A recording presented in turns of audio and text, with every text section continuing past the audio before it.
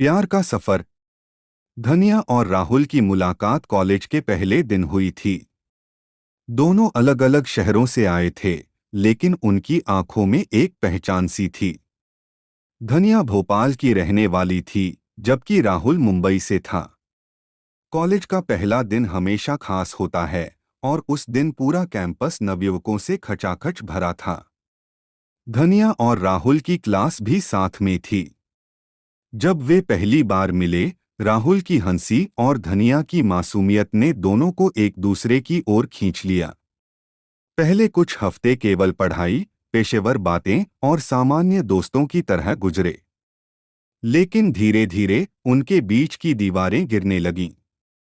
College के projects में काम करते हुए वे दोनों अक्सर लाइब्रेरी में एक दूसरे से मिलते। कैफेटेरिया में चाय की चुस्कियां लेते हुए उन्होंने विभिन्न विषयों पर लंबी बातचीत की, जिससे उनके दिल की धड़कनें तेज हो जाती थीं। राहुल की मुस्कान में धनिया के दिल की धड़कनें बढ़ जाती थीं, और धनिया की हंसी राहुल के दिल के करीब जाती जा रही थी। धीरे धीरे उनके बीच का यह दोस्ताना कुछ और बनता जा रहा था। एक दिन राहुल ने धनिया को कॉलेज के पास एक पुराने किले में जाने का प्रस्ताव दिया। किला शहर से दूर एक पहाड़ी पर बसा था, जहां से पूरे शहर का नजारा अद्भुत दिखता था। राहुल ने धनिया से कहा, आओ हम दोनों वहां जाएंगे, शायद हमें कुछ समय के लिए खुद को जानने का मौका मिलेगा। धनिया ने मुस्कुराते हुए हामी भर दी। अगले दिन वे दोनों किले की ओर निकल पड़े। वहां की ठंडी हवा और खूबसूरत नज़ारे उन्हें और करीब ले आए। किले की पुरानी दीवारों पर बैठे हुए राहुल ने धनिया से कहा, धनिया, मैंने तुम्हारे साथ जो वक्त बिताया है वो मेरे जीवन का सबसे खूबसूरत वक्त रहा है। क्या तुम मेरे साथ पूरी जिंदगी बिताने के लिए तैयार हो? धनिया की आंखों में आंसू थे, लेकिन वे खुशी के थे। उसने कहा, हाँ राहुल, मैं भी तुमसे बहुत प्यार करती हूँ। तुम्हारे बिना मेरी जिंदगी अधूरी है। उनके प्यार की कहानी पूरे कॉलेज में फेमस हो गई। सब उन्हें आदर्श मानते थे। एक दूसरे की साझेदारी और समर्पण ने उन्हें और मजबूत बना दिया। कॉलेज खत्म होने के बाद राहुल और धनिया ने साथ में अपना करियर बनाने का फैसला किया। उन्होंने एक छोटी सी कंपनी शुरू की और धीरे धीरे इसे सफल बना दिया। राहुल के पिता मुंबई में एक बड़े बिजनेसमैन थे, जबकि धनिया का परिवार एक छोटे से कस्बे में रहता था। राहुल के माता पिता ने धनिया को स्वीकारने में थोड़ी हिचक दिखाई।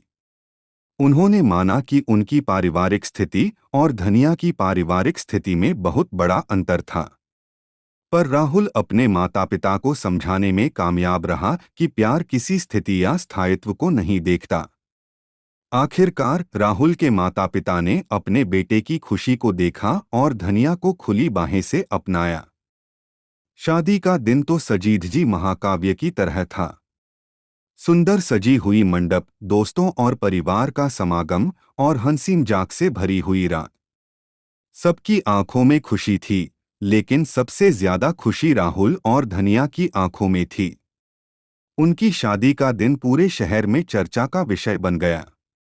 राहुल और धनिया का प्यार सच्चा और अनंत था, और उनकी कहानी ने ये साबित कर दिया कि प्यार में कोई बाधा नहीं होती।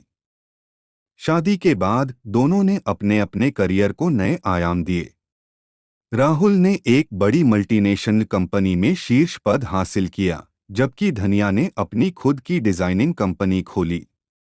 वे दोनों अपने जीवन में जितने भी उतार चढ़ाव आए, उन सभी से मिलकर सामना किया, और हर दिन उनका प्यार और गहरा होता गया। बिजनेस और पारिवारिक जिम्मेदारियों के बीच भी उन्होंने कभी अपने प्यार को कम नहीं होने दिया। राहुल जब ऑफिस से थके हुए घर आते थे, तो धनिया उनके लिए हमेशा ताजगी भरी चाय लेकर हाजिर रहती। और धनिया की कंपनी में जब कभी भी कोई नई डिजाइन बनती, वह सबसे पहला प्रोडक्ट राहुल को ही भेंट करती। एक बार उन्होंने एक खास जश्न मनाने का फैसला किया। उनकी शादी की 5वीं वर्षगांठ पर राहुल ने धनिया को उनकी कॉलेज के पास वाले पुराने किले में फिर से ले जाने का प्रस्ताव दिया। इस बार किला और भी खूबसूरत लग रहा था। राहुल ने पैसे खर्च करके उसी जगह एक छोटा सा डिनर अरेंज कराया था।